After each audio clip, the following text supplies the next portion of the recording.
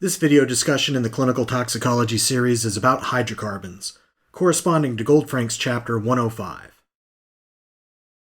The learning objective for this session is that you'll be able to identify the primary complication of concern associated with hydrocarbon exposure, or more precisely, associated with hydrocarbon aspiration.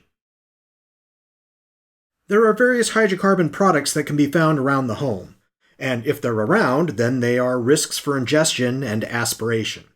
There are fuels like gasoline and kerosene, turpentine, paint thinners, and mineral spirits. And although electric lighting is commonplace now, a major household hydrocarbon exposure risk used to be from lamp oil or paraffin oil.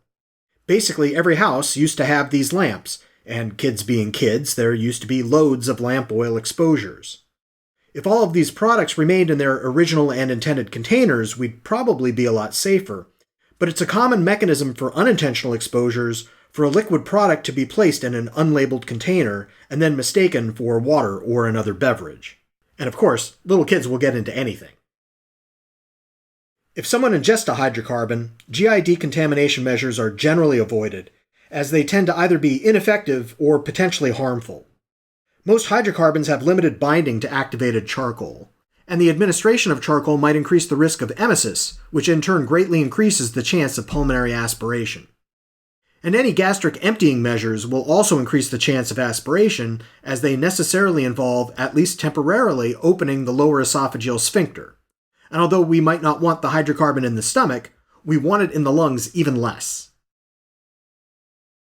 Liquid hydrocarbons have a few physical properties that greatly increase the risk of pulmonary aspiration.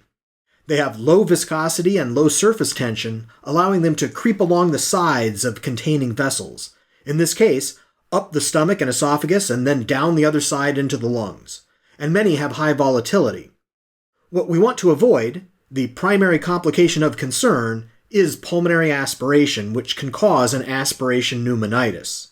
The CT images on the top here show multiple pulmonary infiltrates, those whiter densities, throughout the lungs compared to the normal chest CT on the bottom. Patients who've aspirated hydrocarbons may have cough, dyspnea, hypoxia, or frank respiratory failure depending on the severity. Treatment of actual or suspected hydrocarbon aspiration also may vary depending on the severity. Very mild cases, or suspected potential aspiration cases, may only need several hours of observation, just watching to see if the symptoms might worsen. But the gamut of treatments might include supplemental oxygen and corticosteroids. Antibiotics are frequently given, since that's what clinicians usually do when treating pulmonary infiltrates, but usually those infiltrates are due to infection.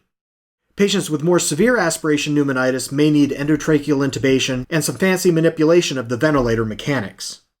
And in the worst cases, where the lungs are basically not functioning well enough to sustain life, patients are occasionally put on ECMO, extracorporeal membrane oxygenation, to act as an artificial lung while the native lungs have a chance to heal. All the material to this point generally applies to a wide variety of hydrocarbons.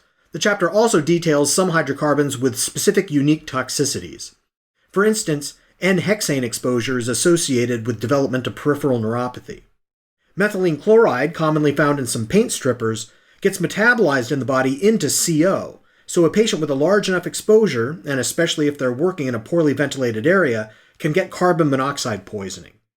Toluene exposure can induce a renal tubular metabolic acidosis, and carbon tetrachloride, which technically isn't a hydrocarbon since there's no hydrogen in it, but it does share a lot of characteristics with the other hydrocarbons, can induce hepatic injury. And that's it for the hydrocarbons. I'll be seeing you around.